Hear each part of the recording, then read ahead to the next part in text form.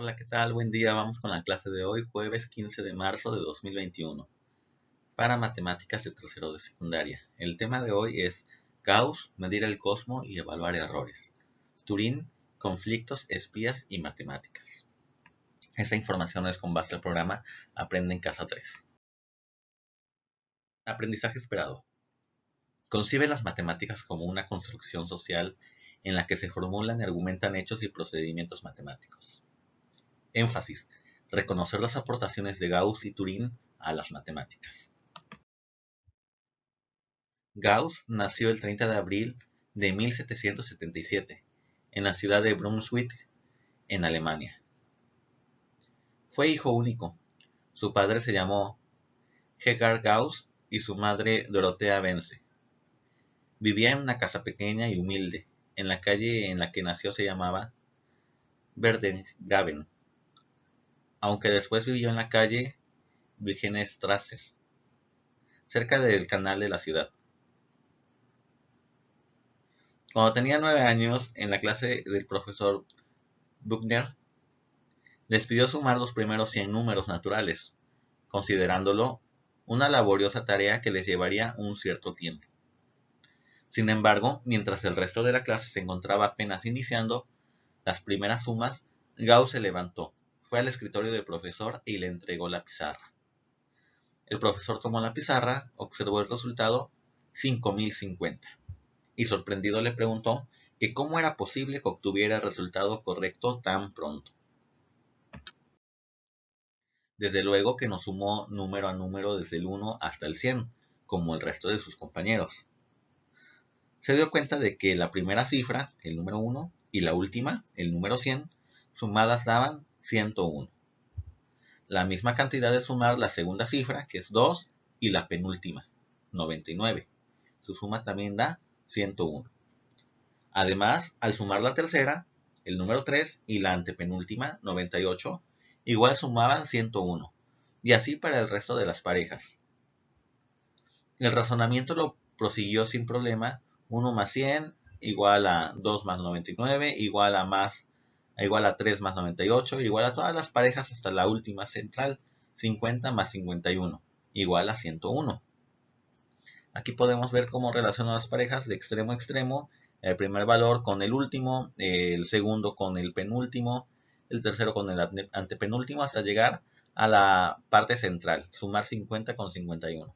Y vean que todas las sumas dan 101. Entonces había 50 parejas de números que sumaban 101. Y cuyo producto al multiplicar 50 parejas que suman 101 nos da 5050. Aplicó intuitivamente la fórmula de la suma de los términos de una sucesión aritmética a la edad de tan solo 9 años. Una sucesión aritmética es una serie de números tales que la diferencia de dos términos sucesivos cualesquiera de la secuencia es una constante. Por ejemplo, en el problema propuesto por el profesor de Gauss sobre la suma de los primeros 100 números, la diferencia entre ellos es 1. Y para que puedas resolver fácilmente cualquier problema relacionado con la suma de los primeros n números naturales, observa la siguiente expresión sencilla. Suma de los primeros n números naturales. En este caso, vamos a sustituir en la ecuación n, que es igual a 100, que fueron los primeros 100 números que se le pidieron a Gauss sumar. Sustituyendo en la fórmula la suma de los primeros 100 números naturales, se obtiene 5050 como anteriormente. Sustituimos aquí de la fórmula el valor de n, que es 100. Por 100 más 1 sobre 2. Entonces, sería 100 más 1 sería 101. Por 100 entre 2 me da 5050. Ejercicio para ti. Encuentra la suma de todos los números naturales desde el 1 al 200. Muy bien, regresando a la vida de Gauss, a los 10 años descubrió dos métodos para calcular raíces cuadradas de números de 50 cifras decimales. Sin embargo, las matemáticas nunca lo dejaron. Y fue entonces por esa época cuando logró una de sus más grandes aportaciones en el ámbito de la geometría, y se refiere al problema geométrico de la construcción de polígonos con reglas y compás. La construcción de los polígonos regulares de 3, 4, 5 y 15 lados, así como la de los polígonos obtenidos de los anteriores multiplicando el número de lados por una potencia de 2, era ya conocida por los antiguos griegos como Euclides. Hasta el momento no se había encontrado aún un método para construir ningún otro polígono regular como el hectadecágono, es decir, un polígono con 17 lados, 17 ángulos y 17 vértices. Ni siquiera se sabía si tal método existía. Ese era un problema que los matemáticos habían intentado solucionar durante más de 2000 años y no lo habían logrado. Entonces, en 1796, después de aproximadamente 6 meses de trabajo intenso y gran pasión, Gauss demostró que sí se puede construir un hectadecágono con regla y compás, en el sentido clásico de ese tipo de construcciones. Observa la construcción del hectadecágono. Aquí está diseñado con pura regla y compás.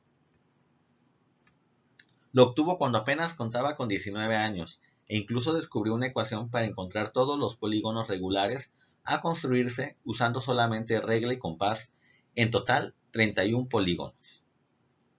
Y la condición para su construcción con regla y compás de un polígono regular con un número de lados impar solo es posible cuando el número de lados es un número primo de la serie 3, 5, 17, 257 y 65.537, o un producto de estos dos o más de estos dos números. Por cierto, en esa época comenzó a llevar un diario matemático donde anotaba algunas de sus ideas y descubrimientos. Y para continuar con sus grandes aportaciones a las matemáticas, en su tesis doctoral a los 22 años, en la Universidad de Göttingen, propuso una prueba de que cada ecuación algebraica tiene al menos una raíz o solución. Es decir, demostró de forma completa el teorema fundamental del álgebra. Este teorema fundamental del álgebra ha sido un desafío para los matemáticos durante siglos. E incluso matemáticos notables como Al-Khwarizmi, Descartes, Euler, Lagrange y Laplace, por mencionar algunos, intentaron demostrarlo, pero es a Gauss a quien se le concede el crédito de la primera demostración completa. Este teorema se convirtió en una obsesión y continuó aportando nuevas demostraciones. Por cierto, la última de 4 la plasmó en un artículo en 1849. También tuvo interés por estudiar la teoría de errores, dedujo la curva normal de la probabilidad, hoy conocida como curva de Gauss o campana de Gauss. Realizó su aporte al teorema fundamental de la aritmética. El resultado de este teorema apareció en los elementos del gran Euclides en el año 300, antes de nuestra era, pero su prueba estaba incompleta. Y con el paso del tiempo, Gauss postuló el teorema fundamental de la aritmética que nos dice: cualquier entero positivo mayor que 1 puede escribirse de manera única, salvo el orden como el producto de números primos. Observa en qué consiste a través de un ejemplo. Considera el número 1155. Este número se puede escribir como producto de 5 por 231, o también como 7 por 165, por 3 por 7 por 55, o como el producto de 4 factores, que sería 3 por 5 por 7 y por 11. En esta última factorización puedes notar que todos sus factores, a diferencia del resto de las factorizaciones, son números primos: 3, 5, 7 y 11. Así, leyendo de nuevo el teorema fundamental de la aritmética, se comprueba que cualquier número entero mayor que 1, como el número 1155, se puede descomponer como el producto de números primos. En este caso son 3, 5, 7 y 11. Y además de manera única. Debes de tener presente que un número primo es aquel que solo puede dividirse por la unidad y por él mismo. Así, los números primos son 2, 3, 5, 7, 11, 13, 19, entre otros. ¿Por qué? Porque solamente se pueden dividir entre la unidad, o sea, entre uno y entre ellos mismos. No pueden ser divididos por otros números, por eso se llaman primos. Realiza el siguiente ejercicio. El número 980 comienza a dividirlo por los primeros números primos. Primero, ¿es posible dividirlo entre 2? Recuerden que el 2 es el primer número primo. Y pues sí se puede. 980 entre 2 me da 490. ¿Puedo yo dividir 490 entre 2? Sí, aún sí. Y el resultado me da 245. Ahora, ¿puedo dividir 245 entre 2? La respuesta es no, porque nos da un número decimal. ¿Lo puedo dividir entre 3? Tampoco, también nos da un número decimal. Entonces nos pasamos al siguiente número primo. 245, ¿es posible dividirlo entre 5? La respuesta es sí. El resultado es 49. Ahora, 49, ¿lo puedo dividir entre 2? No. ¿Entre 3? Tampoco. ¿Entre 5? Tampoco, porque me da un número decimal. ¿Cuál es el siguiente número primo? Sería el 7. ¿49 puede ser dividido entre 7? Sí. 7 por 7, 49. Entonces 49 entre 7 me da 7. 7, ¿lo puedo dividir entre 2? No. 3 tampoco. 5, no. 7, sí. 7 entre 7 me da 1. Entonces se concluye la factorización. Ahora comprueba que el número natural 980, el cual es mayor a 1, se puede escribir como el producto de sus factores primos. O sea, 2 por 2 por 5 por 7 por 7. Y esto da igual a 980. En 1807 fue nombrado director del observatorio y profesor de astronomía en la Universidad de Göttingen. Debió ser magnífico para los astrónomos del mundo tener las herramientas para poder predecir posiciones no solo de asteroides, sino también de otros cuerpos en el sistema solar. Se sabe que sus aportaciones principales en el campo de las matemáticas son extraordinarias, y debido a tan importante trabajo, ha sido merecedor primero de toda la admiración de los matemáticos y científicos, y luego de varios reconocimientos. Dado el gran reconocimiento a Gauss, su rostro fue plasmado en los últimos billetes de 10 marcos en Alemania, antes de la entrada del euro. Muy bien, esto es con respecto a Gauss, pero ahora, ¿conoces la criptografía? Imagina que estás enviando mensajes a una persona. Ahora con el celular es mucho más fácil realizarlo. Solo lo redactas, presionas enviar y listo. Pero incluso hoy, los mensajes antes de llegar a su destino pasan por otros dispositivos antes de llegar a su destinatario. Pero eso significa que otra persona puede leer los mensajes. Si ese fuera el caso, ¿qué harías para lograr que solo la persona a quien le escribe sea la única capaz de entenderlo? Bueno, eso suena complicado, porque según expone, el mensaje es visible para todos. Pero si con la persona que intercambias los mensajes creas un lenguaje secreto, podrías mejorar la seguridad de la comunicación. Precisamente eso es el principio de la encriptación. Revisa un ejemplo cifrado con un algoritmo llamado cifrado César. El cifrado César es uno de los métodos de codificación más antiguo, y en realidad es muy simple. Consiste en desplazar el abecedario cierto número de posiciones.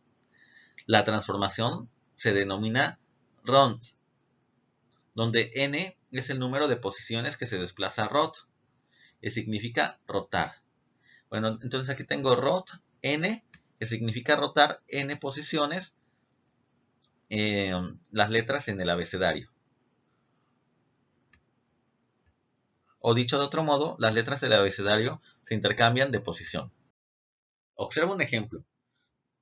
El mensaje por enviar es: nos vemos a las 2. La persona receptora del mensaje está de acuerdo en codificar el mensaje en ROT2. Si se observa el abecedario, se escribe el mensaje nos vemos a las 2. Como el código de encriptación es ROT2, se cambia cada una de las letras del mensaje por aquella que se encuentra a 2 lugares después del abecedario. Por ejemplo, la primera, que es la letra N, rotamos 2 lugares y sería 1 y 2. Entonces la N la sustituimos por la letra O. De ahí la O la encontramos aquí y la rotamos 2 lugares. Sería 1 y 2. Y la O de la palabra nos la sustituimos por Q. Y la S nos desplazamos 2 lugares y tenemos que la S se representa con la letra U. Lo mismo con las demás letras. Entonces aquí podemos ver el mensaje cifrado con ROT2. ¿Ustedes lo entenderían a simple vista sin saber que está cifrado en ROT2? Muy bien. Van a hacer el siguiente ejercicio. El mensaje cifrado es Ukiko go CRT-GOV-FG, GO, ECUC, VTG-U. ¿Qué quiere decir este mensaje? Bueno, está cifrado en ROT2.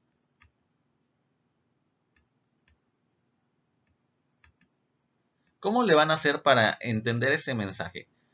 En el anterior nosotros cifrábamos, aquí hay que descifrar. Entonces, si en el anterior ejemplo nos desplazábamos 2 lugares, aquí para encontrar cuál es qué letra es la U en ROT2, pues me tengo que regresar 2 lugares en el abecedario y ver qué letra le corresponde. Lo mismo con las demás. Muy bien, por el día de hoy hemos terminado. La actividad que se te queda es encriptar un mensaje en ROT3, es decir, te vas a rotar 3 lugares del abecedario. Un mensaje de aproximadamente 6 palabras, ¿de acuerdo? De cómo te sientes hoy, de qué te pareció la clase, o una frase cualquiera, siempre y cuando sea en un ambiente de respeto. Actividad número 2. Escribe 5 cosas que te resulten sorprendentes de la vida de Turín. Bueno, en el PDF de la clase viene muchas cosas así como les platiqué sobre Gauss, sobre Turing, cosas realmente impresionantes que él hizo a lo largo de su vida y sobre todo de las aportaciones a las matemáticas. Escribe en tu libreta 5 cosas que te resulten sorprendentes de la vida de este personaje. Eso es todo por hoy. Muy buen trabajo. Gracias por tu esfuerzo. Sigue echando muchas ganas. Cualquier duda que tengas, aquí estoy para apoyarte. Que pases un excelente día.